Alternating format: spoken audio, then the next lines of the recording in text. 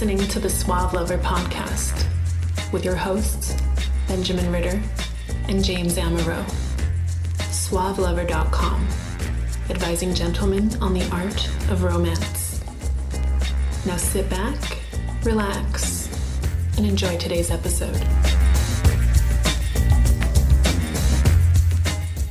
In the broad stroke cultural context, is chivalry dead? Who fucking cares? Okay, because who gives a shit about chivalry? Who the fuck cares? Yeah. Right? Because you know what chivalry does for me? Nothing. Do you know what chivalry strikes against? Nothing. It's a character trait. It's maybe you've been brought up with certain traditions that treat someone with respect. Treat fucking people with respect. Here's what I won't do. I won't bring a bouquet of roses on the first date. I won't bring chocolate to a hookup. If it's her birthday, I'm not going to lavish her with cake and no. But what I will do, whether or not I'm hooking up with the girl, is I'm going to make sure that she doesn't fall in the snow when we're walking down the street. I'll put my arm out. She will take it. And this comes up as coaches when we have clients that are just wusses, that treat every woman like they're in a relationship with them without any sex whatsoever, without any sexual intimacy. And then we have guys that are just assholes. Just objectify women. They treat them like they're shit. Yeah. And they just don't give them any respect whatsoever. We're trying to find this midline, this middle ground, which comes up because we talk about being a gentleman, bringing back traditions and chivalry and things like that. Yeah. But it has nothing to do with it. It just means stop treating every woman like you're in a relationship if you're not having sex with her. Yes. And don't want a relationship with her. And stop treating women like shit because you're just a horrible person then. That's when we try to promote honesty, integrity, right? Right. Taekwondo, perseverance, self-control, dominant spirit. Yes. Yeah, that's right. Call back. Yes. And that's all we're trying to say. Right, because who cares whether or not there's hookup culture? You can hook up. You don't have to. Who cares whether or not chivalry is out there? You can be a gentleman. You don't got to. If the norms and the values of your culture aren't working for you, choose better ones. I think you're going to get far better repeat business. I think you're going to make a much better impression. You're going to feel better about yourself. Like if you want to be the aloof asshole that girls love to hate, first of all, good luck. Because that's really hard. That's really hard. Second of all, being the kind of guy that a woman feels something for. You want to spark feel. You want to be a little bit irritating. You want to generate a little bit of that romantic tension. That's great. But that doesn't mean that you got to basically treat her like shit. You know, that's not the point. Treat her like she's, how would you say this? Rather, reward her for the good behavior, punish her for the bad behavior. That's not treating her like shit. That's not treating her with some level of indignant disrespect because she's been sexual towards you. And the worst is being bad to a girl you fucked. That's bad, dude. Don't do that. You fucked her. Now make her feel good about it. Don't give her buyer's remorse because she put out for you. Yeah, that's stupid. Bad boy. Bad boy. When was the last time you made your hookup from last night, breakfast in bed, and then took her out for a lovely matinee movie, and then took her home to see her parents? I'm hoping that happens precisely none times in my life, because that sounds horrible. I kind of want to do what Derek Jeter used to do, though. Which is? Oh, no, you were telling me this story earlier. Derek Jeter, when he would take a lovely lass home for the evening, and this was probably a 6-hour relationship, she would get a door prize for her performance. She would get a gift basket and maybe I don't know if there's jewelry. I assume was not.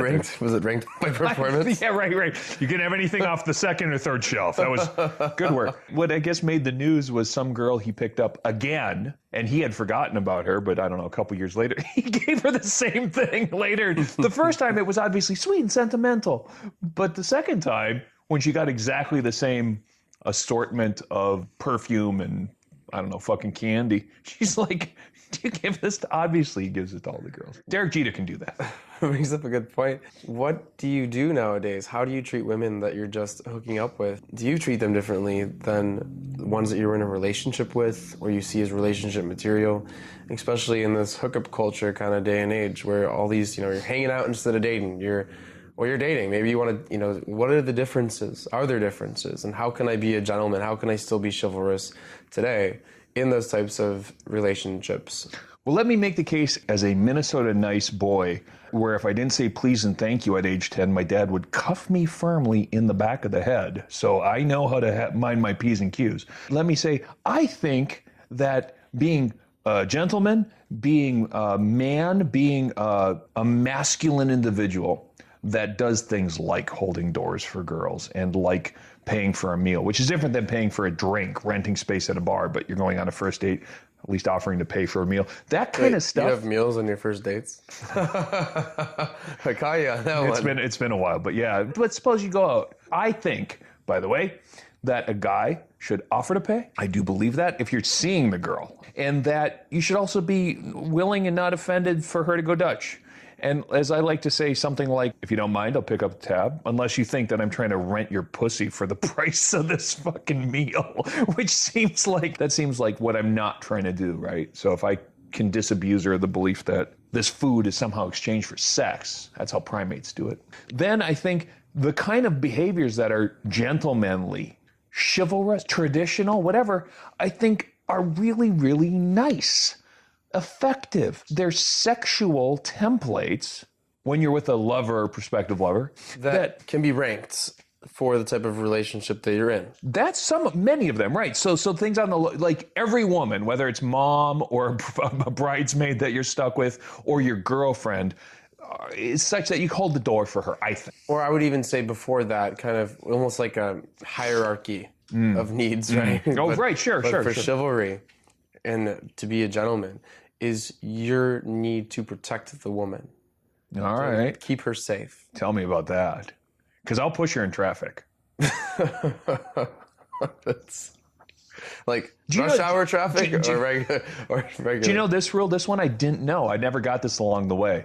That you walk on the side of the street that traffic is walking down the sidewalk. I mentioned that. Do you know this rule? Yes, I know I this never rule. got. This must be a Chicago thing. Okay, so a lot of these rules, my idea of protection and safety, as the number one foundation, applies as I would act the same way if I had children. How to Start a Kinky Relationship by James Amaro is the definitive guide to successful alternative romantic relationships. The book has been called 50 Shades of Grey for real people. Educational, informative, and irreverent, this book has something to offer anyone who is curious and sexually adventurous. Get your copy of How to Start a Kinky Relationship by James Amaro at Amazon.com or in select bookstores today. My father taught me the rule to walk on the opposite side of where traffic was of him. He taught me that. You know, it's funny. I was always taught that if the woman is walking to your left down the sidewalk, she is for rent. That you put the woman on the right to show that as you're walking down the street, no matter what direction traffic is going, to show that she's off the market, that she's claimed. I don't know why I have but it's like you move her away from the middle of the lane, such as it is. I guess we had different experiences about how that worked. But okay, it makes sense. You're going to keep a woman safe. Keep her away from traffic. Right. Make her back up from the edge of a street. Right. So if she goes to the corner, a lot of people have the tendency to be too far forward. Sure. Move her back a little bit. Put yourself in front of her. If you see someone that maybe looks a little threatening in the road, you walk in between the person and her. And it's just this idea of protection. She's potentially in a fight or a harmful situation. You pull her away first. You don't go running the opposite direction and throw her in front of the grizzly bear, so to speak. Yes. By the way, I would welcome commentary to the contrary on this point. I'm 6'3", and when I'm walking down the street in this dark neighborhood that's poorly lit at night, I preemptively cross the street when a woman is coming so as not to pose a threat to her. I'm sure there are guys who are like, that's pussy, that's beta. I'll tell you this, if I were the girl, I'd at least be a little bit grateful that this big motherfucker coming down the street cleared a little bit of a path, because I don't feel the need to prove the point, challenge, and intimidate at that point. It doesn't seem interesting or useful to me. I'll avoid those environments. What do we suggest for other traits that every man should have when dealing with women? You spoke about holding doors. Yeah. You know, the door thing is such a red herring of being gentlemanly, being beta, whatever. You hold a door for a woman because you hold a door for a woman, whether it's because it's traditional, it's conventional. I think that there are guys who are like, that's weird. Dude, that's like, you shouldn't have to hold doors for girls. Feminists think that when you hold a door for them, that you're just reinforcing the patriarchy, which I believe is a straw man argument against feminism, which is nonsense to me. And there's a study. that proves it. Purdue researchers actually went to research that, and they took 196 people who walked into a building on a university campus, and the entrance had two doors directly next to one another, each of which opened the same way. When each subject approached the doors, a male member of the research team came and opened the door for them. For half of them, the research associate took a step in front of the participant and opened the door and let the participant walk through.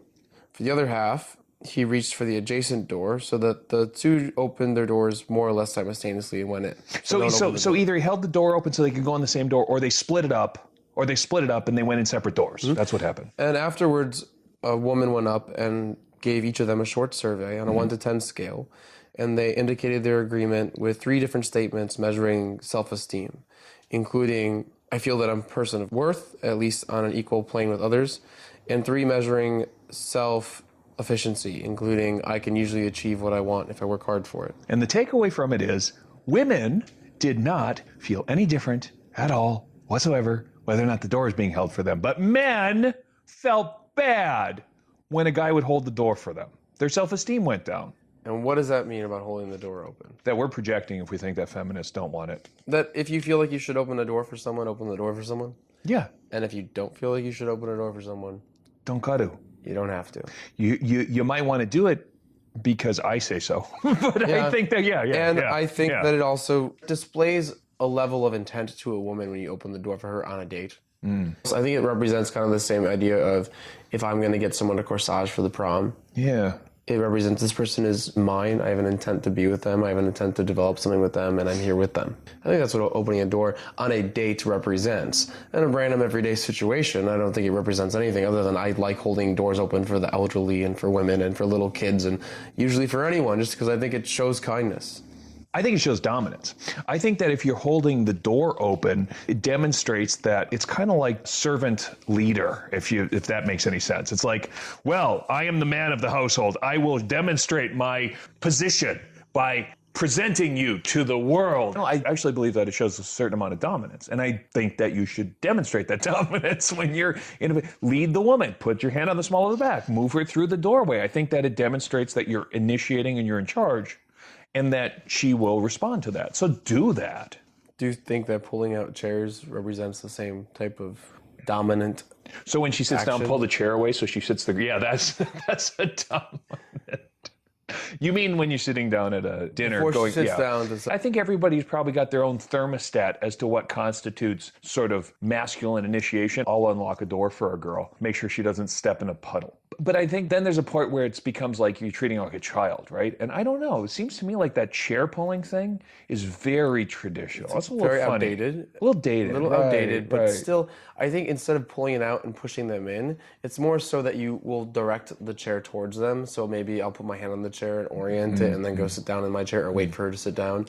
But I won't actually tuck her in. It's kind of like, right. That's really what it feels like. Right. It feels like you're tucking a child into bed, right. which is weird. Right. And on dates, this is a standard maneuvering advice that I'd give. One thing to do is direct her to the seat so that if you can't sit next to each other, don't sit across from each other. If you can sit next to each other, there's a higher degree of intimacy at a table. This would be at a restaurant or something like that. Sitting next to each other is a little bit weird the first time that you do this with somebody, but it's really comfortable after 5 minutes of doing it.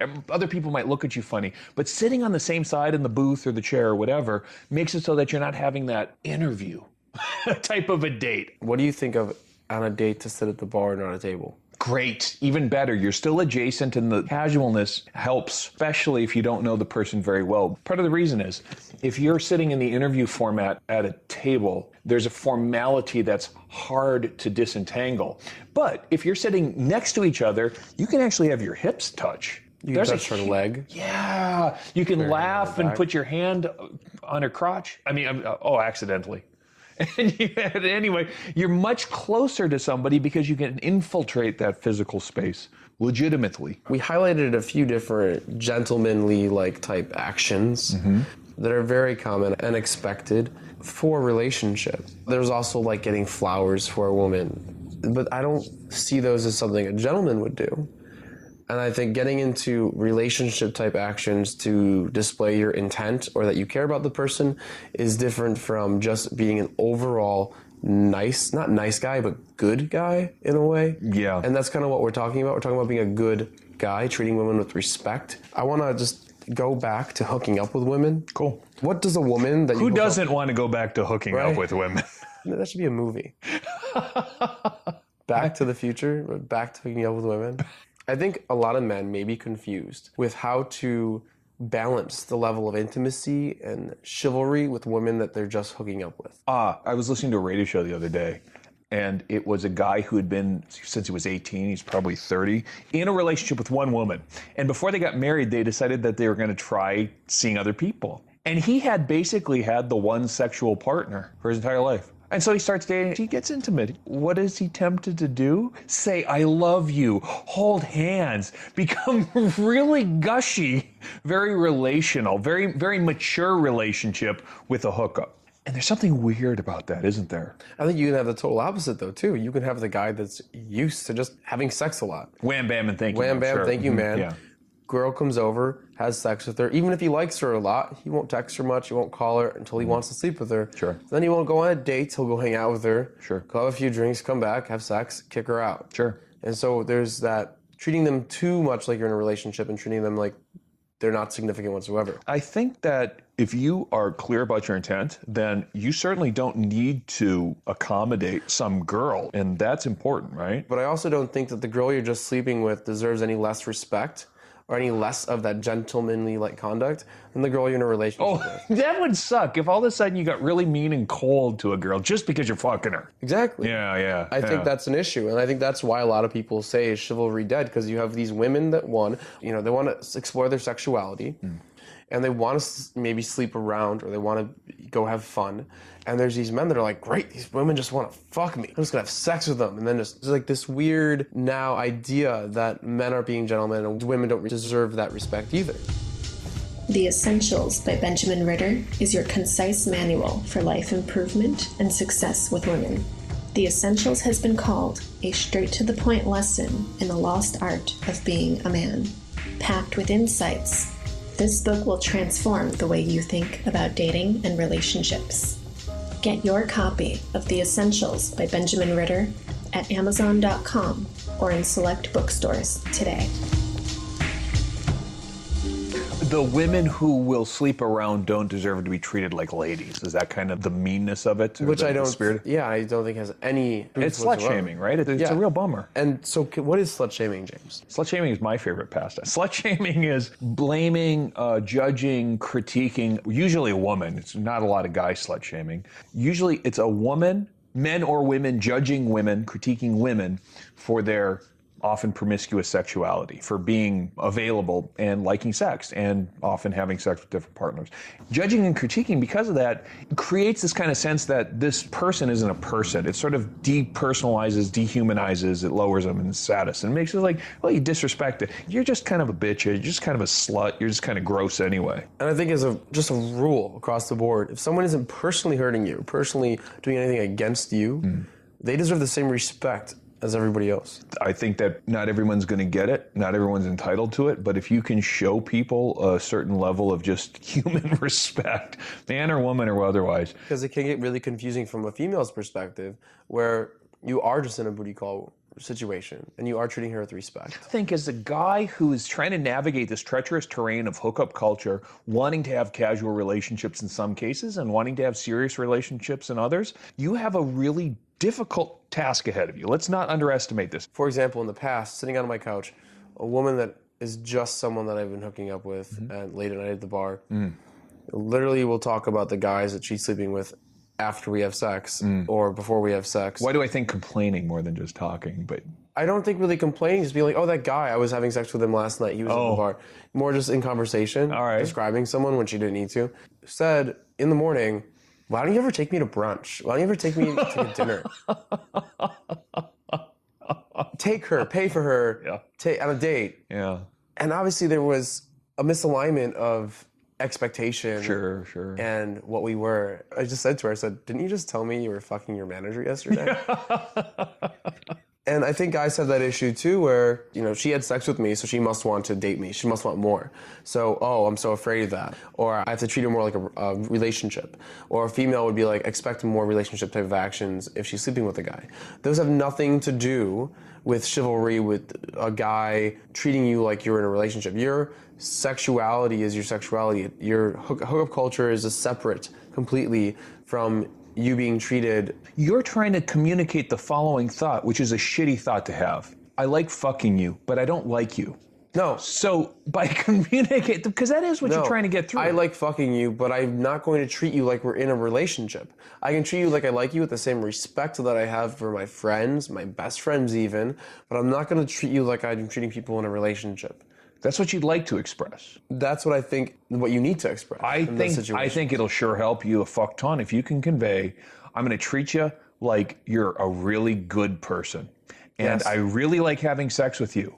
And I'm not going to treat you like we've been dating for a year. And that's, I think, what I've been trying to say when I brought up slut shaming. Sure. When I brought up Sure. treating women with respect. And there's that fine line, that fine balance.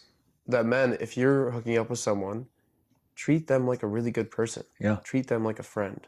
Yeah. A best friend, if you don't want to have a relationship with them. Mm-hmm. Not saying talk about your fucking issues with them or anything like that, but with the respect that you would give someone that you've known for a decent amount of time. Mm. Maybe call her every now and then. Maybe text her at 3 a.m. Yo, sup? Want to get down?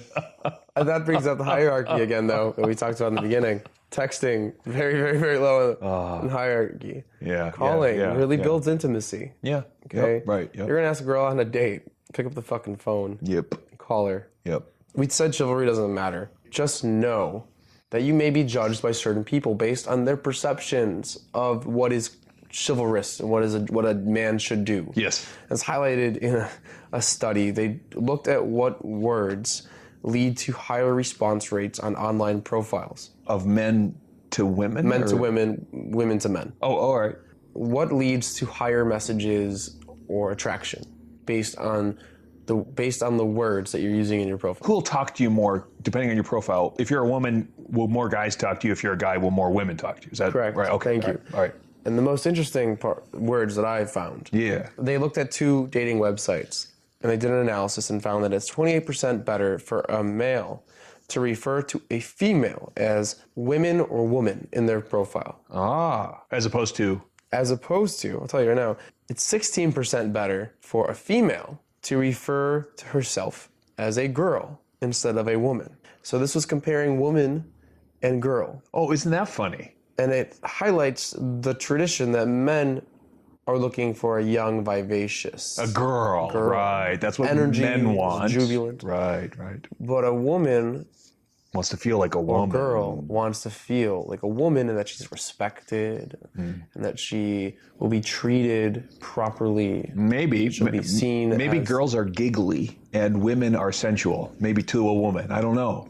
But what's interesting is it definitely reinforces in-group and out-group. It's kind of like, you know how I can make fun of my sisters? I can say what stupid life choices they made, but when you say it about my sisters, whoa, dude, right? So it's like this in-group thing almost. Women want other people to refer to them as women, but us girls get to, right? There's kind of like, that's good to know. How do you see that relating to tradition? I'm going to have to change all of my profile entries where it says bitch, whore, and slut and start using woman as a reference. So who the fuck cares about chivalry? You know what? A couple guys do, because they sent us some questions. Oh, do we have some viewer mail, do we? Again, these are anonymous. If you have any questions at all, email them to podcast@suavelover.com. Or send us a smoke signal from downtown Chicago. Actually, if you have any questions, hollow out a dildo. Write it down on waterproof paper. Throw it in there. Boom, Chicago River. We'll pick them up. We're pulling dildos out of the Chicago River left and right. We hired some interns. To scoop out the dildos. Yes. And transcribe the messages to us. That's right. So this first question. So I've been on a few dates with this girl, and I'm really nervous. I've walked her to her door a few times, and a couple other times we just met out and she left. When do I go in for the kiss? He went on a couple of dates and Sorry. Is it bad that we're laughing? No, I think, it's not. okay, now, I mean, we're talking about tradition, chivalry. I think what we're saying is for guys who are players, try to be a little bit more gentlemanly. But for guys who are wusses, I think you have to get your statement of intent in early. You should have been done, had the kiss before you took her out on the date, right? I don't think it's a date without a discussion of sex before. I dated a girl who told me that she went out on a few dates with a guy and they were elaborate. I get the feeling he had some money, maybe a lot of money. And they went on these elaborate dates. And it was like they had the best time. They really connected, but straight into the friend zone. And it's like he put himself there because he didn't make it clear that he wanted to get with the girl. I feel really bad about laughing because it is a big issue. A lot of guys don't know when to make the move. They're nervous about making the move. And maybe you don't have the right confidence. They're unsure. Maybe you haven't even kissed a girl ever. Yeah, I suppose. You know, okay, there are so some situations that could be pretty nerve-wracking for a guy. My intention about this would be to disarm the tension, to make it a non-event, to make it not a big deal. It'd be like, you don't go in to kiss the girl. The kiss is expected. So you've been working up towards this kiss. By the middle of the date, she should feel like you're ready to undress her in a way where you are lightly escalating. You're slowly escalating throughout the entire date. Your date in itself has a level of sexuality to it. That's one would hope. One would hope. One would hope, but if it doesn't, then maybe you're on the wrong date. Yeah, or you need to extrovert your sexual interest and make it real clear that, I mean, it's almost like, oh, you look great tonight. I can't wait until we wake up next to each other. That's probably like date 2, right? So saying shit like that, I think, has the effect of being cute a little bit. I was thinking more just putting your hand on the small of her back, holding, grabbing her hand for a hot minute to lead her into the right direction.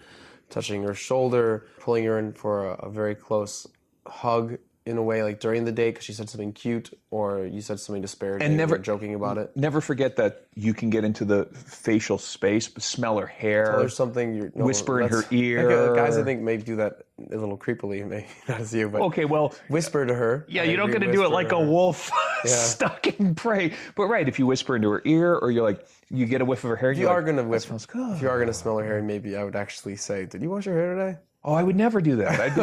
I would say, and I think I have said this maybe 10 or 20,000 times, oh my God, I love the way your hair smells. You smell just like girl. That's good. Yes, girls tend to find that Pantene tends to smell like girl. So my advice, is to make the kiss, and to use your words, a non-event. Yes. By escalating throughout the actual date in itself. Yes. To make the kiss an expected part of the date. She will totally expected a natural part. Yeah, she'll totally see it coming when you take the ball gag out. So it's like not a big deal anyway. It's just gonna inevitably. If you want more, I'm gonna email this guy too. I'm gonna give him a little bit more description. The next question. Oh, this is worse. I'm dating this girl now for a month, and she stayed over a few times, but we haven't had sex yet. How'd they stay over? I'm reading it. We sleep in my bed, but nothing happens. We make out for a while and things get heated, but then she just says she wants to go to bed. Okay, I hate these girls, but there are these girls, and I hate these guys because there are these guys. The girl who has a hard time welcoming it, maybe because it's the wrong guy, but maybe it's the wrong moment, but there's a line that a girl is expecting to cross with the right guy. And a girl can be very playful. She can lay down in bed. She can do the make-outy stuff. And it sounds like they're making out in bed. And I bet you he cops a feel. And then it's like too real for her. Oh my God, I hate when that happens. Disclaimer, no means no. Clearly no means no. But anything like we shouldn't means indeed we shouldn't. And you keep going, right? So we shouldn't. This is so wrong. That's erotic. That's meant to be hot. Stop means stop. Okay, you stop. But the initial, as the guy, you have to really demonstrate your desire for the girl. You have to show her in real time. Like, she's in bed with you, dude. She wants to be seduced. So make sure there's no Did we say no means no and stop means stop? Yes. She wants to be seduced. If someone says we shouldn't be doing this, you can respond with, no, we shouldn't. No, we shouldn't be doing this. Tell me if you need to stop. Yes, Tell me if you want to stop. No means no, stop means stop. I think our consent thing is good. Okay, yeah. And I'm sorry, if you're dating her and she doesn't want to have sex, but she's sleeping in your bed, you either have a really intense discussion about what she wants sexually in a relationship, meaning just have her tell you, does she want to have sex in this relationship? Talk to her the next day. Do you want to have sex in a relationship? Are you waiting till marriage? What is going on? Yeah. Are you have any qualms about having sex with me? And if she does, then you need to decide if you're in the right relationship. Right. If it's not you, if it's not the relationship, it's just her needing to be seduced more, that's something that you can actually have a discussion and figure out. Maybe she doesn't own her sexuality. Maybe for her, every time she's ever had sex, it's been violent, drunk, uncomfortable. Maybe she just doesn't express herself sexually and it's just too real for her. I don't suggest that you threaten ever. What you might do, though, is make it clear that you're interested in a sexual relationship. You would like to have a sexual relationship with her. If it's not going to happen with her, it's going to happen. Did that sound threatening when I was saying, okay, good. No. Oh, no, but what I was about to say did. Oh. What I was about to say. Okay, good. Right. No, it didn't sound at all threatening. And I totally agree with you. Yeah. If you're not going to have a sexual relationship with someone, but you enjoy spending time with them, then you need to know that you're going to be in sexual relationships. That's what you're doing. And it's okay that she's resistant or reluctant or uncomfortable. Your job then is to mutually work that out. And what's also great about saying you're going to be in other sexual relationships is that if she is just holding off because she's playing a game and maybe seeing someone else on the side, you'll become more attractive to her. Okay, so the next question, and this is the last one we have for today. This guy's been hooking up with one of his girlfriends. Quality problem, it seems. Wait a minute. Girlfriends? Like he's got like 5 girls that he's, what's his girlfriend? I think he means friend. I think he took a friend and now is hooking up with her. Ah! But the question, just to flush it out, he doesn't want to hook up with her anymore. But during this time that he's been seeing her, he kind of was dating her and paying for her food, going out to restaurants, going on dates, going to shows. He wants to be friends again because they did the same type of stuff as friends, but he doesn't want to pay for it anymore, and he doesn't know how to stop that. He doesn't know how to stop the kind of relationship role that he took on. Totally. Oh, that's going to be tough. No, that sucks because now you're friends with benefits. You're going to turn the benefits spigot off, but you got to turn off all the benefits, not just the sex, but the tickets to the Bulls game and shit like that. The friendship and stuff. Well, he wants to know how can he, like he went, let's say, for example, I assume this is what he's saying, he went to a Bulls game with her before and they both bought separate tickets. Right. And now they went to a Bulls game and he bought both tickets because he slept with her afterwards. Right. Now, how do you go back to? I don't know that you do. I think what you do is decide how much you want to continue to see her and under what terms. Because I think every girl is different. Every arrangement is different. I think what you do in general, though, is you go back to non-expensive, friendly things. Walks in the park that cost no money, or a Starbucks that costs a little. Or, I'm sorry, we're going to talk about people that maybe will get into this situation in the future. You have a discussion before you have sex with your best friend or right after you have sex with them about those types of things. Yeah, it sucks to say, what if this doesn't work out? But you do. What if it doesn't work out? I know we're really enjoying our time now, but I don't want to lose our friendship, and I want to still be able to hang out. Why does that sound like something a girl would say to a guy? I don't want to ruin the friendship. I think as the guy, you gotta at least have that in your head. Because if you're really close to somebody, here's a good idea. Fuck the coworker that you're sitting next to every day and then don't be serious about it. Well, that'd probably blow up in your face. So you got to have the boundaries established in advance. That's what I'm saying, though, is you set the boundaries before you have sex with your best friend. Right. Yeah. Or if you're going to have sex with your best friend, set the boundaries beforehand. Right. If you get in this type of situation, the best thing you can do is stop doing those types of expensive activities, hope she finds a boyfriend, and then be your friend again. Yes, that actually having her have a boyfriend will probably solve most of the problem here, right? So now you can be her matchmaker and introduce her to all your awesome, cool guy friends who won't screw her, slut shame her, leave her high and dry, and treat her like shit. Maybe someone will actually hold a door for her from time to time. You can hold the door open for both of them. Then he would feel bad, but that's awesome because he's getting the girl that you wanted off your back anyway. You have been listening to the Suave Lover podcast. Visit suavelover.com to become the kind of man that women crave.